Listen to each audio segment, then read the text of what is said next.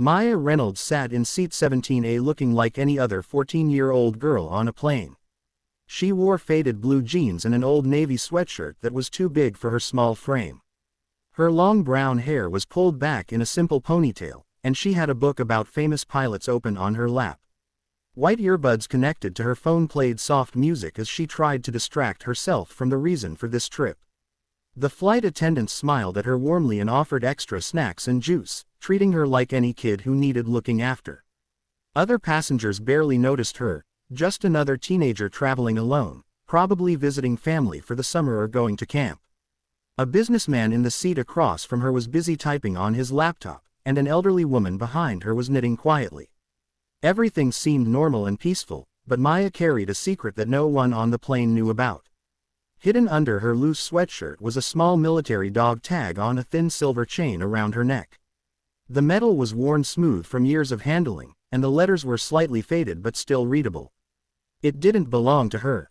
It had belonged to her father, Colonel James Falcon Reynolds, one of the most respected and famous fighter pilots in Air Force history.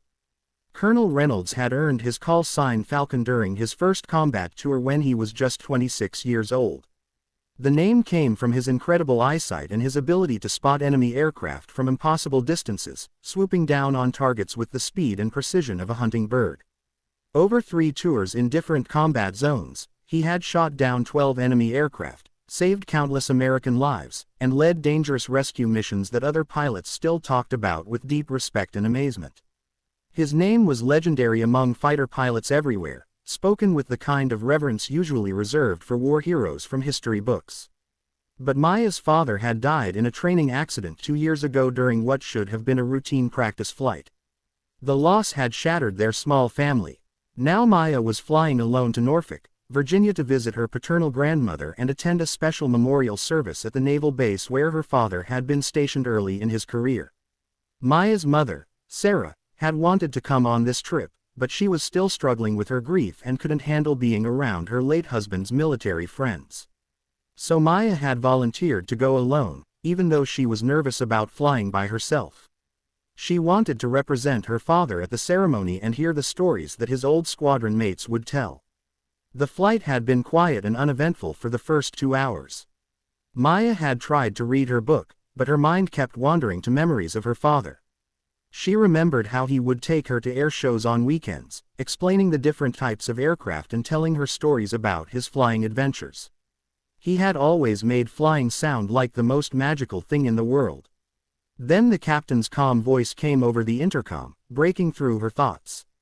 "Ladies and gentlemen, we are experiencing some unusual air traffic in our area today. Military aircraft will be escorting our flight for the remainder of our journey. This is just a standard precaution and there is absolutely no cause for alarm. Please remain seated with your seat belts fastened." Maya looked out her small window and gasped. 2 sleek F-22 Raptor fighter jets were flying alongside the commercial plane, their gray metal surfaces gleaming like silver in the bright afternoon sunlight. They maintained perfect formation, moving with the kind of precision that only came from years of training. She had seen F-22s before at air shows with her father, but never this close during a regular passenger flight. The sight made her heart race with excitement and a touch of sadness. In the cockpit of the lead F-22, Major Rick Viper Chen adjusted his helmet and spoke into his radio with the crisp professionalism of an experienced pilot. "Control, this is Viper 1. We have visual contact on United Flight 447. Aircraft is maintaining proper altitude and course, requesting passenger manifest for routine security screening." The air traffic controller's voice crackled back through the radio. "Viper 1, sending manifest now. We are conducting standard checks for anyone with military connections or security clearances, should be routine." Major Chen's wingman, Captain Lisa Storm Martinez, flew in tight formation beside him in the second F-22. She was one of only a few female F-22 pilots in the Air Force and had earned her call sign during a particularly difficult mission in bad weather. "Control, this is Storm 2. I am reviewing the passenger list on my screen and I am seeing a name here that cannot possibly be right. It shows a passenger listed as M. Falcon Reynolds in seat 17A. There was a long, surprised pause on the radio frequency. Then Major Chen's voice came back filled with disbelief and confusion. Storm. Did you just say Falcon? As in Colonel James Falcon Reynolds. That is exactly what it says here on my screen, Viper. But that does not make any sense at all. Falcon went down 2 years ago in that training accident over Nevada. The whole Air Force mourned that loss. Major Chen felt his heart skip a beat and his hands tighten on the controls. Every fighter pilot in the United States Air Force knew about Falcon Reynolds. The man had been a living legend long before his tragic death, holder of 3 distinguished flying crosses, 2 silver stars, a bronze star, and more successful combat missions than most pilots accumulated in their entire careers. Chen had actually had the honor of flying with Falcon during a joint training exercise 5 years earlier, and the experience had made him a better pilot. Storm. That has to be family. Maybe his wife or his daughter, Chen said into his radio, his voice showing both curiosity and respect. Control. We need to verify the identity of passenger Reynolds in seat 17A.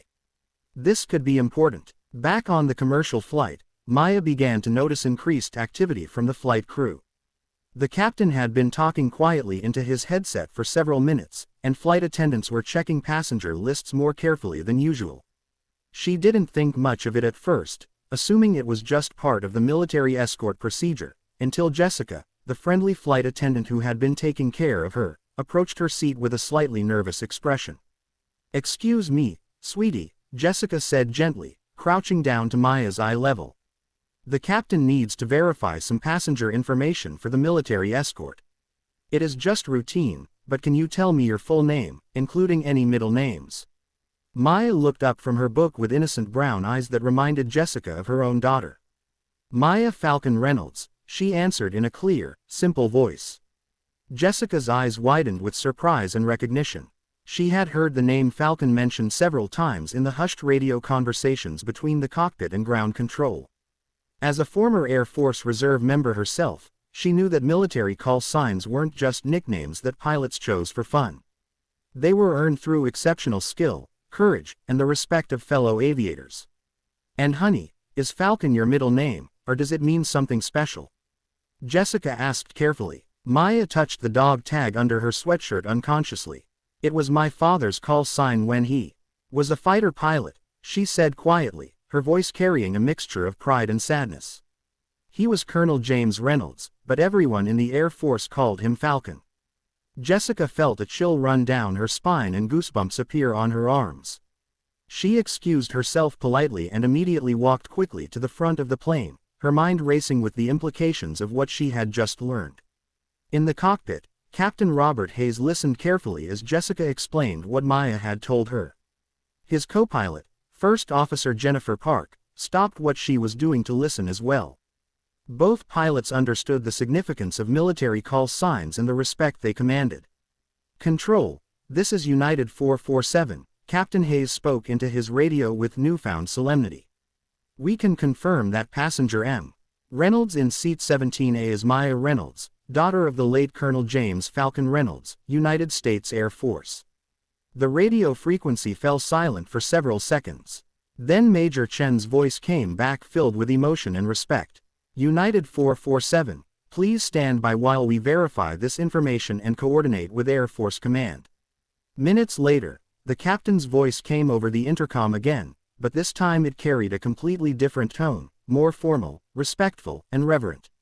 "Ladies and gentlemen, we have been informed by our military escort that we are deeply honored to have a very special passenger aboard our flight today.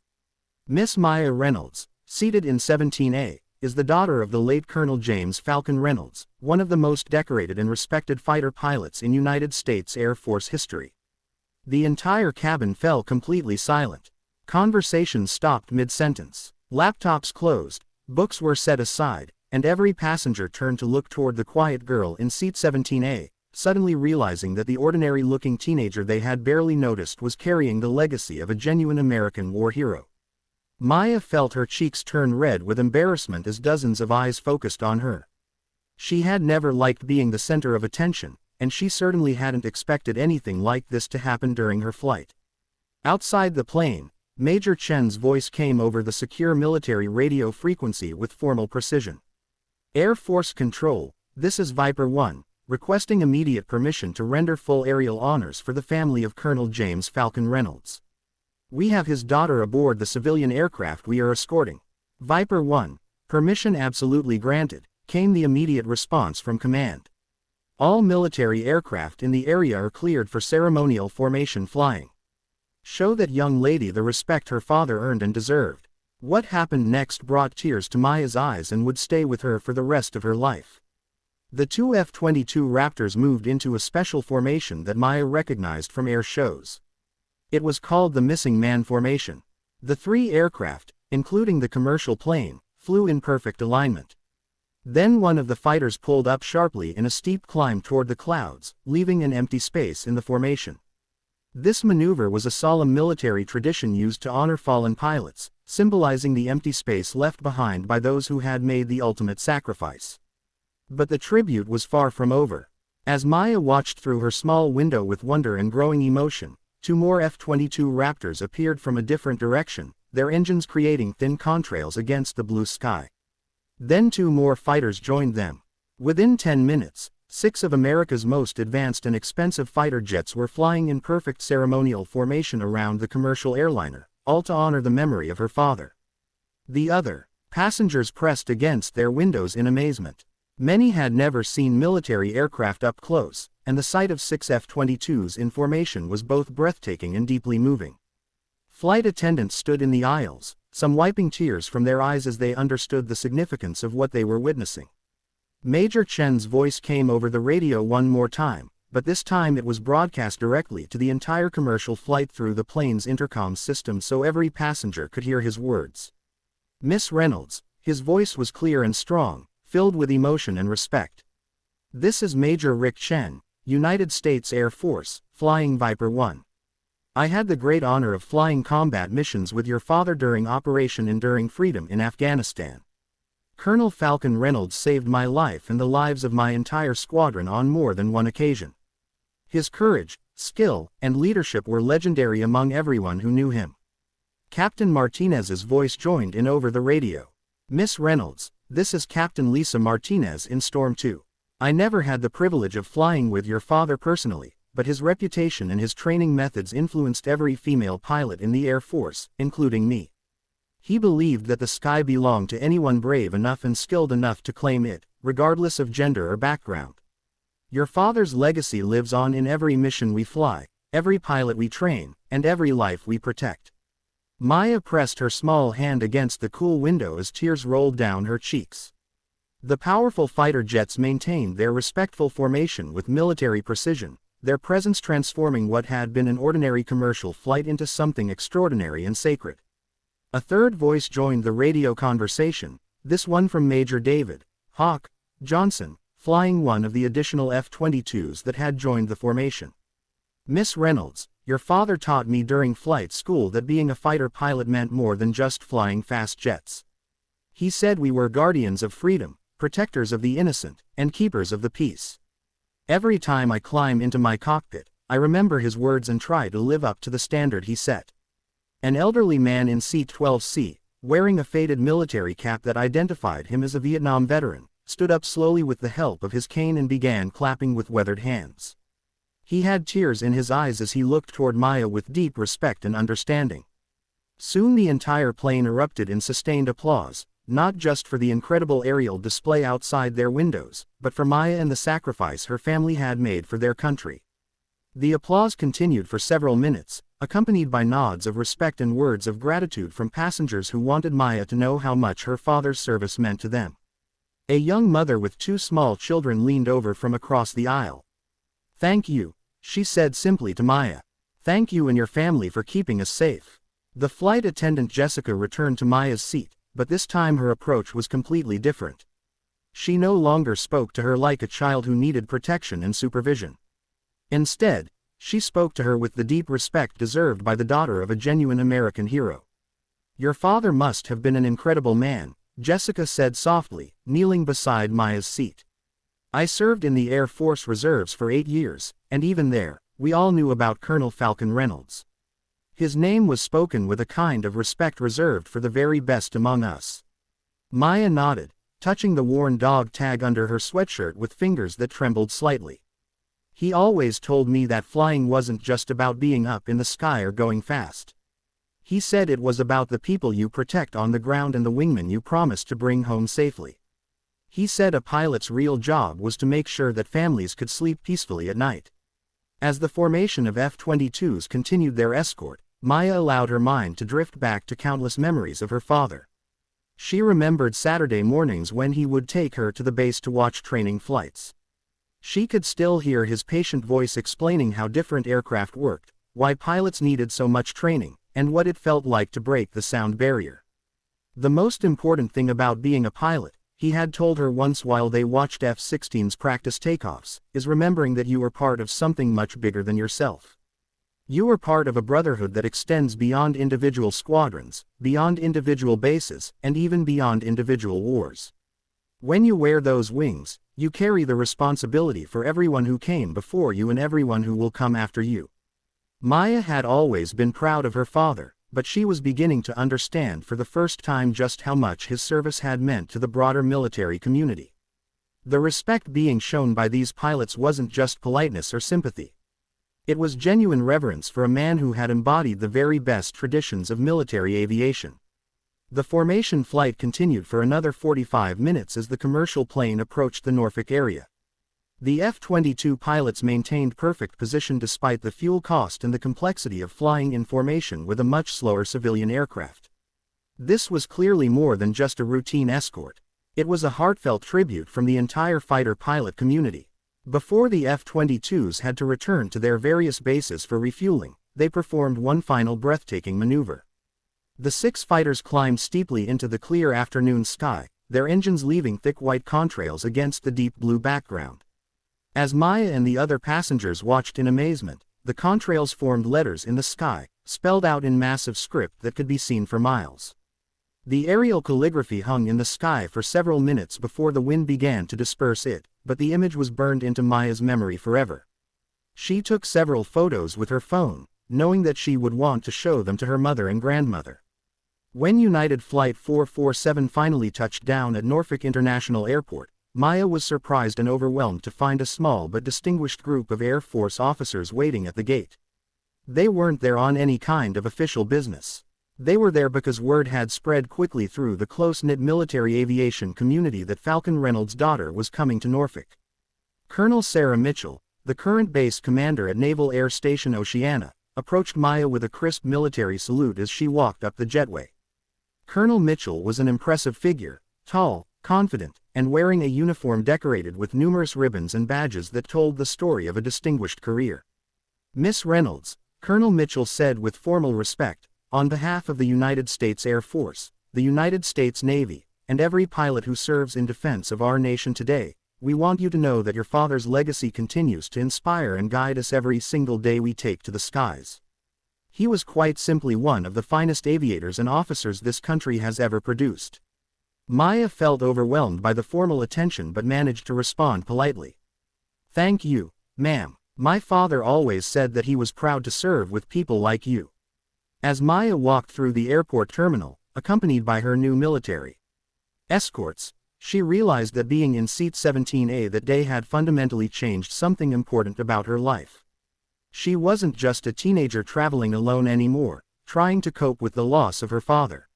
She was now fully aware that she was the keeper of Colonel James Falcon Reynolds' legacy, and that the entire military aviation community, thousands of pilots, crew members, and support personnel, stood ready to honor that legacy whenever she needed them. The quiet girl who had seemed so ordinary and unremarkable to her fellow passengers at the beginning of the flight carried within her the living spirit of one of America's greatest fighter pilots. And now, thanks to the extraordinary respect and honor shown by Major Chen, Captain Martinez, and their fellow aviators, everyone knew that a hero's legacy lives on through the families they leave behind. Maya smiled through her tears as she remembered her father's favorite saying.